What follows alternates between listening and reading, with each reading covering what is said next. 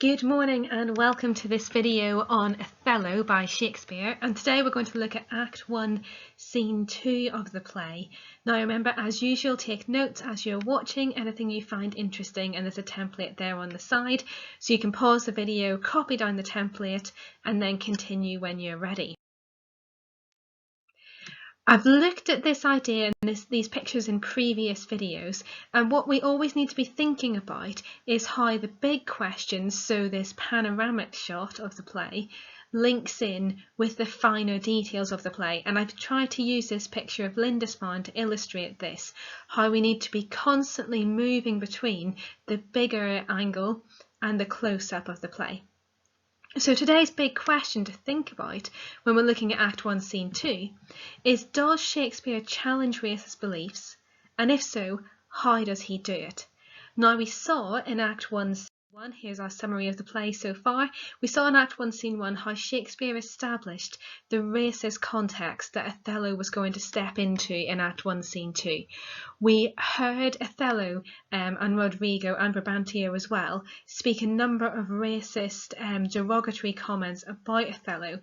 And so we really understand that actually when we see our tragic hero, that he is walking into a situation which is extremely complex and very challenging for him because of the beliefs that other characters hold about him as an individual. We've also found out that Othello has secretly eloped with Desdemona and that they are married, and this is going to be a major point of contention in Act 1, Scene 2. So thinking about the historical context before we actually launch into reading the scene, I find this quotation really useful in terms of understanding and conceptualising my understanding of the play.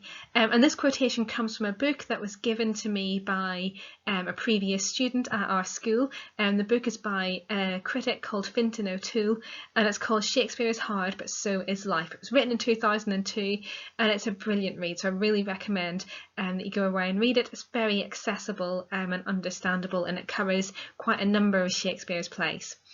So Fintan O'Toole said that in Renaissance England there are two value systems, two worlds in competition, and this is the essential context in which to understand Shakespeare's tragedies.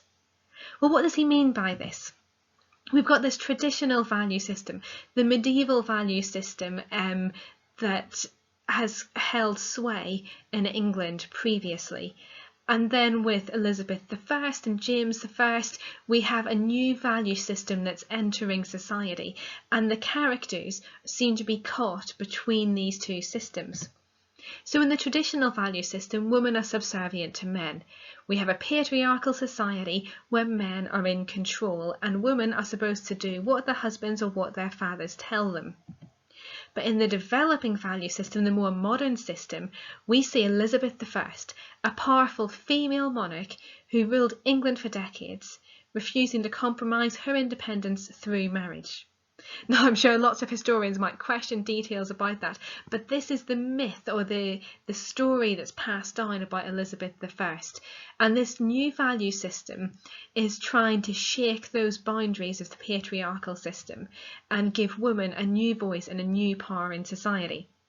Of course, this didn't happen overnight, but there are hints with Elizabeth I that there are new possibilities for women, and we see lots of these hints about women's power throughout Shakespeare's plays. So if you think about Antony and Cleopatra, for example, we don't just have a male character, Antony, in the title like we do for Macbeth or Othello, but Antony shares his power and his tragedy with Cleopatra, who's arguably in the play the much more dynamic, the much more interesting character. Or we see Rosaline in As You Like It, asserting her power, playing with gender. So there's lots of indications that Shakespeare is looking at how women might get power and how we might start in baby steps to move away from a patriarchal system. We also have the idea of the divine right of kings and the king's absolute power. So we've seen this as really important in Macbeth, the idea that James I believed 100% in the divine right of kings, that he was given the authority to rule by God, and that gave him complete power over everything. And in Macbeth, we see the impact of that if the king doesn't have a good level of morality. So what happens? Shakespeare is asking, what happens if an immoral king gets this absolute power? What happens if a tyrant is in charge of the country? And then in our developing value system, later on after Othello was written, we've got King Charles I being executed by Parliament in 1649. Now, I'm not saying that this event has influenced Shakespeare's writing of Othello. Of course it couldn't, because Othello was written almost half a century earlier. But the fact that that event, that execution of a king, someone who was supposed to be chosen by God, happened only 50 years after Shakespeare was writing Othello, shows that in the water, in the air, in the discussions that people were having, the ideas that intellectuals were thinking about, that we must have had this idea that actually, what if the king doesn't have absolute power? Or what would happen if you did execute someone who was chosen by God? So we have this question about leadership as well, and we see that very clearly in Macbeth too, with Duncan being killed at the start of the play. And what happens if you kill someone, if you kill a leader who is very religious, very moral, clearly chosen by God? What's the consequences of that? And of course in Macbeth those consequences are disastrous. In our traditional value system as well, we also have this idea that people fervently believed in witchcraft, and again we can go back to Macbeth for that. We've seen that really clearly in that play. And in our developing value system, we could think about how in 1687 Isaac Newton's book interpreted nature from a rational perspective. So we've got irrationality versus rationality, or we've got myths, religious beliefs versus rational science, and entering the Enlightenment period there, which we'll look at when we think about John Keats. Now, again, I'm not saying that Isaac Newton could have possibly influenced Shakespeare's writing of Othello, but these ideas were being discussed. They were in a stage of gestation when Shakespeare was writing. What if we interpreted the world from a scientific perspective? What would happen then? What would that look like? We've also got this idea in the traditional value system that Queen Elizabeth passed laws exiling all black people from Britain. Okay, so the incredibly racist culture that Shakespeare was writing in. But in our developing value system, kind of alongside that, we've got this idea of exploration, opening up the world and other cultures to British people. Of course, racism was still rife. Of course, a lot of this was to do with colonisation. But what we have here is an idea that maybe it's okay to go and look at other cultures. What's happening in those cultures, what's happening in those countries, and these ideas about other countries are starting to infiltrate England in a greater way. So what we've got here are two overlapping, conflicting systems that obviously the traditional system didn't just disappear overnight. Obviously the developing value system didn't just appear overnight, and it doesn't mean that suddenly everyone was very liberal and progressive and so on. But we do have a shift in ideas and how people understood the world. And really, if we look at Othello, in the play, one of the situations that he finds himself in is that he's caught between two different ways of understanding the world. We've got the traditional value system that Venice holds. It's very racist, it's very patriarchal, but on the other hand we've got Othello's understanding that if he works hard in a meritocracy, that he can do well regardless of his racial background.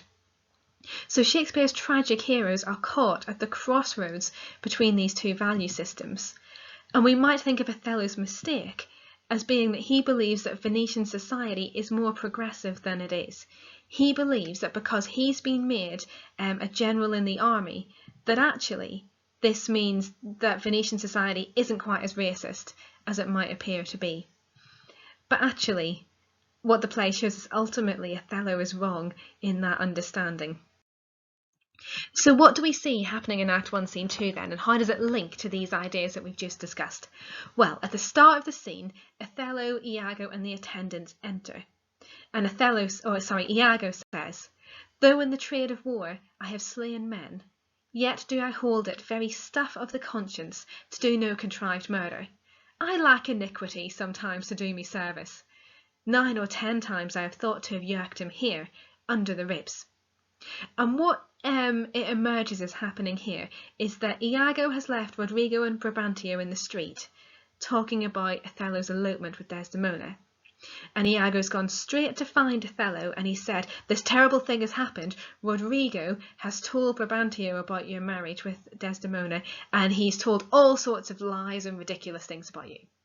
And Iago pretends that he had nothing to do with it. So when he says, "I lack iniquity," it's really blindingly obvious to the audience that actually he's full of iniquity, he's full of evil and manipulation.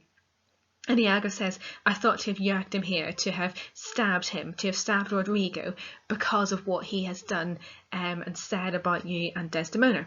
And Othello says, "'Tis better as it is, just leave it the way it is."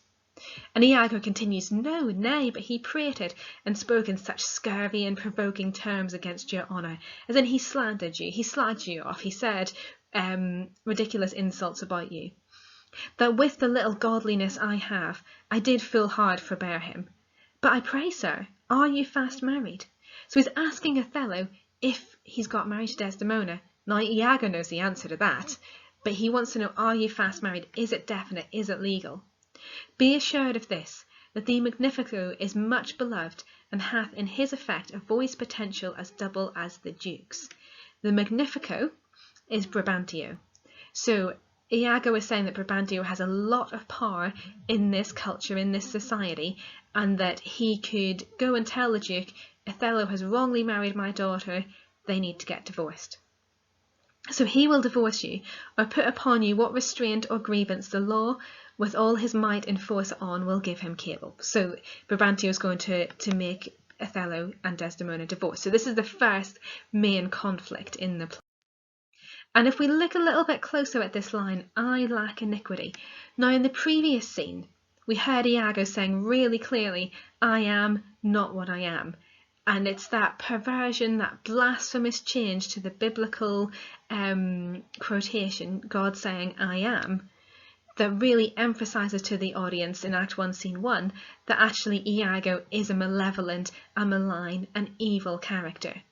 And here, this statement, "I lack iniquity," now the way it starts with this singular pronoun I, this simplicity of "I lack," this really reminds us of that quotation from Act 1, Scene 1, "I am not what I am." And Iago means I lack evil, I lack malevolence. And of course we have this idea of dramatic irony happening here. The audience knows a lot more than Othello knows. And the audience would have been standing there thinking, you're lying, you're deceiving, you're manipulating Othello. But I'm not sure that we quite are on Othello's side just yet. We haven't decided which one of these two is the villain. Remember, the audience at the time would probably have been predisposed to see Othello as being the villain because of his race. And so what Shakespeare is doing here is he's presenting these two characters, Iago and Othello, on the stage and asking the audience of the day to decide which one's the villain and which one of these is going to be the hero.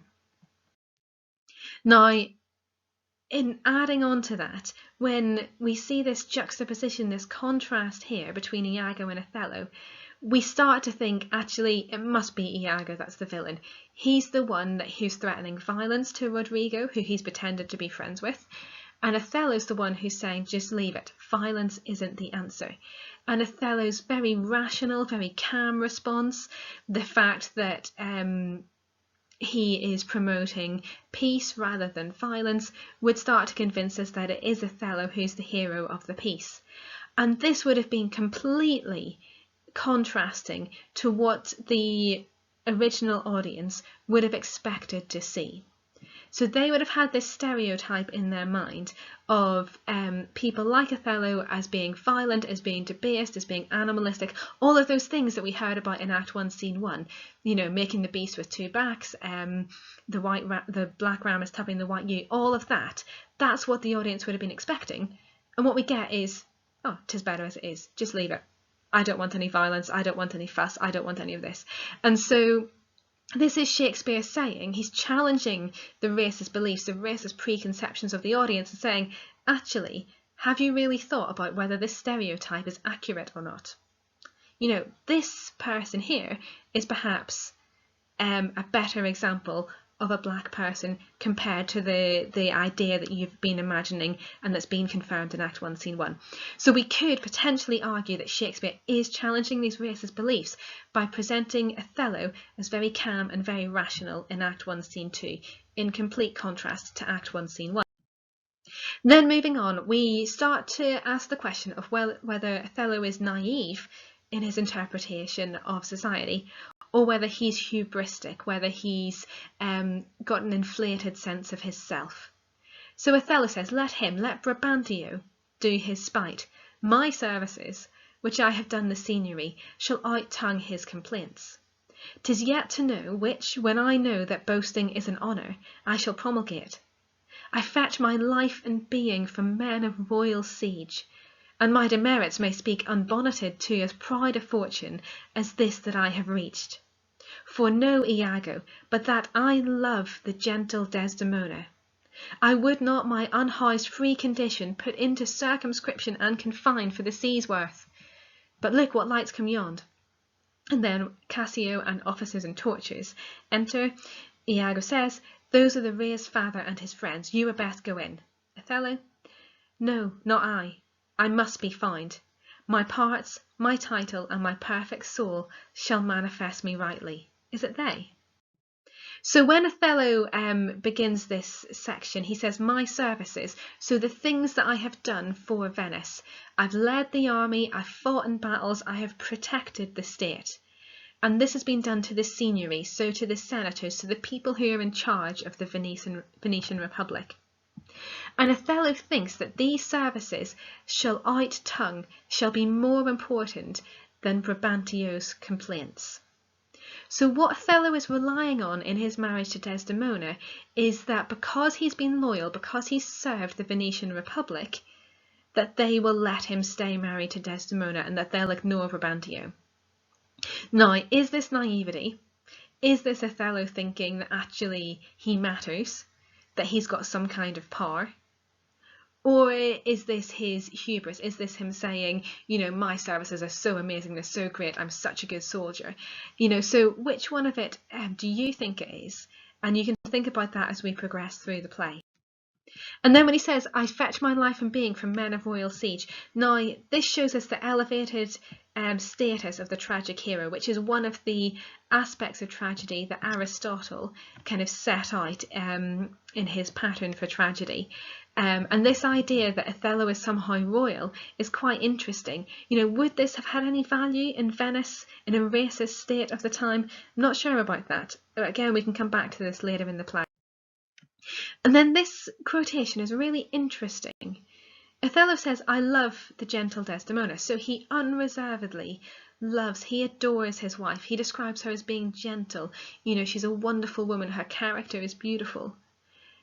But actually, if you look at the syntax of it, if you look at the way that it's been written, what he actually says is, if I didn't love Desdemona, I wouldn't have left my free condition and put myself into circumscription, into some kind of confinement. Okay, so breaking that down, my unhoused free condition, well, that's his status as a single man, isn't it? He's unhoused, he doesn't have any domestic responsibilities, and he's completely free to do what he likes. Circumscription and confine mean confinement, mean being trapped in some way, being limited in some way. So Othello sees marriage as a form of limitation on his freedom. So he says that the only thing that would have allowed him to limit his existence is love. You know, it sounds kind of romantic, but actually we have a question mark over this.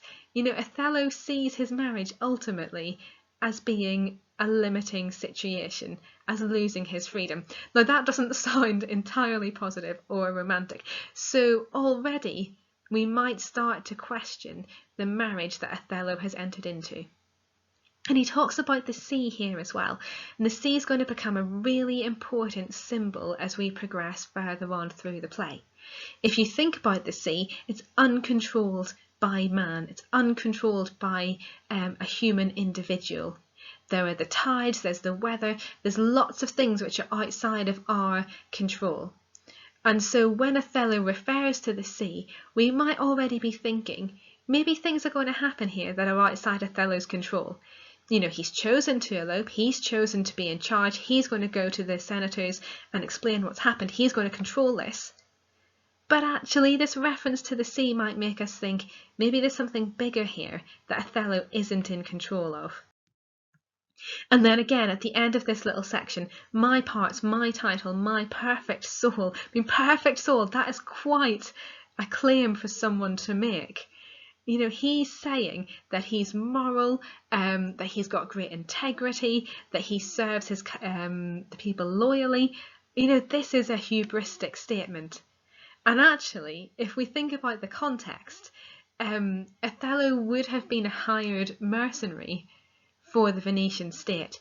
He would have been serving them not just loyally, but also for financial gain. So is that quite perfect? I don't know. You can decide, but I think it's quite a hubristic statement. What we do have here as well, though, is a real sign of Othello's morality. So when Cassio and the officers come in, Iago says, that must be Brabantio and his friends. They're going to arrest you. You're best to go inside. Go inside, lock the door, keep yourself safe. And Othello is saying, oh, is it them? I'm going to go with them. And he does want to go with them. And so we have this juxtaposition of Iago's attempt to get out of trouble with Othello's integrity. You know, this is supporting the idea that he has a perfect soul. Othello's integrity and his desire to do the right thing and come clean about marriage. And then after that, Othello very willingly goes with these people. It turns out that Cassio isn't there to arrest him, but actually he wants to get Othello to see the Duke as quickly as possible because Turkey is going to invade Cyprus. So it's a whole different situation there. And so Othello goes with Cassio and they go to see the Duke, and then Brabantio is there. And Brabantio has this incredibly racist speech about Othello. So he says, "Oh, thou vile thief, where hast thou stowed my daughter? So where have you put my daughter? Where is she? Damned as thou art, thou hast enchanted her. For I'll refer me to all things of sense. If she in chains of magic were not bound, whether a maid so tender, fair and happy, so opposite to marriage that she shunned the wealthy curled darlings of our nation, would ever have to incur the general mock, run from her guardage to the sooty bosom of such a thing as thou, to fear, not to delight. Judge me the world, if 'tis not gross in sense that thou hast practised on her with vile charms, abused her delicate youth with drugs or minerals that weakens motion. I'll have it disputed on. 'Tis probably and palpable to thinking. I therefore apprehend and do attach thee for an abuser of the world, a practiser of arts inhibited and out of warrant. Lay hold upon him. If he do resist, subdue him at his peril." So Brabantio uses these racist slurs, this very derogatory language to talk about Othello. So he calls him a foul thief. And you'll be familiar with the word foul from our study of Macbeth from GCSE. You know, fair is foul and foul is fair. Foul is a very simple word, but it means ultimately a lack of morality, a lack of integrity, an absolute debased character. And thief, you know, a very kind of petty crime, you know, someone who's not really worth anything. Damned, going to hell, and for a religious audience that word damned would have had much more weight than it possibly does for us today. You know, you are someone who deserves to be in hell, is what he's saying. And then we've got sooty bosom, so it's very clear that Brabantio doesn't like Othello because of his race, and thing is very dehumanising, very objectifying.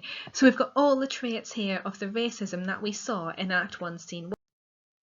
As well as that, something new in terms of the stereotypes of black people in the play. And Brabantio is drawing on these stereotypes when he's assuming how Othello might possibly have been able to convince Desdemona to marry him.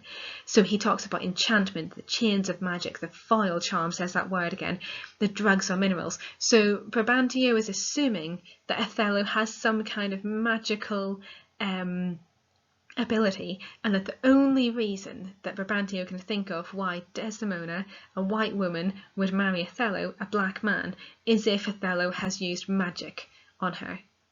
So again, this would be another stereotype of the day, of the that the Renaissance audience would have been very familiar with. And Brabantio says, a maid so tender, fair and happy, so opposite to marriage that she shunned the wealthy curled darlings of our nation. So Brabantio doesn't know his daughter very well. Here he's saying that Desdemona shunned, she didn't want to marry any of the wealthy people of Venice. She rejected everyone who wanted to marry her. And, you know, maybe Brabantio doesn't understand that actually Desdemona's married for love. She doesn't want to marry for money. And then at the end here, Brabantio asks the people who are with him to arrest Othello for what he has done. And Othello, again, is very calm, very rational. He says, hold your hands. Where will you go? Where will you that I go to answer your charge? So he's saying, where do I need to go so that we can sort this all out? You know, I will respond to your accusations. Let's talk about this. So again, Shakespeare is kind of setting up a racist stereotype through Brabantio's speech, and then immediately challenging that by presenting Othello as very rational, very calm, lacking violence, lacking magic, lacking all of these stereotypes that people are throwing at him. And if you look at the way Othello's speaking as well, I mean, it's beautiful. And a beautiful example of blank verse, the rhythm, the vocabulary, and the imagery that he's going to use later in the play shows that he's very educated. So we've got these racist ideas set up in Act 1, Scene 1, and in Brabantio's speech in this scene, and then Othello just completely destroys them by presenting a very rational faith. So going back to our question then, does Shakespeare challenge racist beliefs, and if so, how does he do it? Well, lots of people have interpreted the play in different ways. So here's one example of a critical comment on it. O'Green 1997 says that Othello really represents a white myth or stereotype about black masculinity.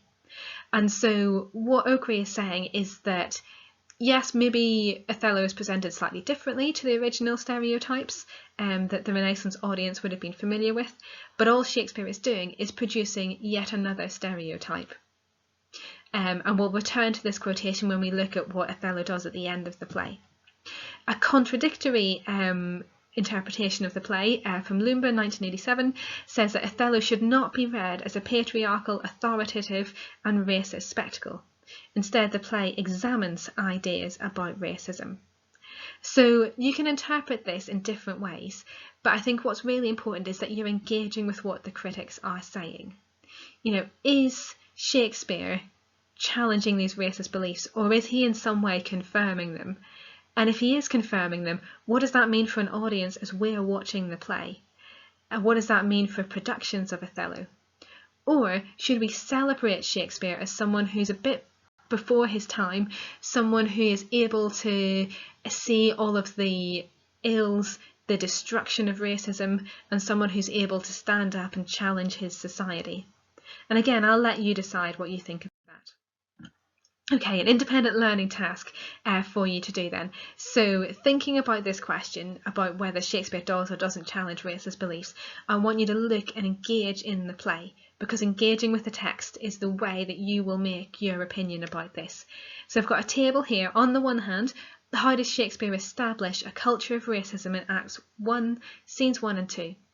On the other side, how does Shakespeare's presentation of Othello challenge these racist stereotypes? And I've got some bullet points here for you to consider as well. So thank you very much for listening, and the next video is going to be on Act 1, Scene 3, where we get to meet Desdemona for the first time.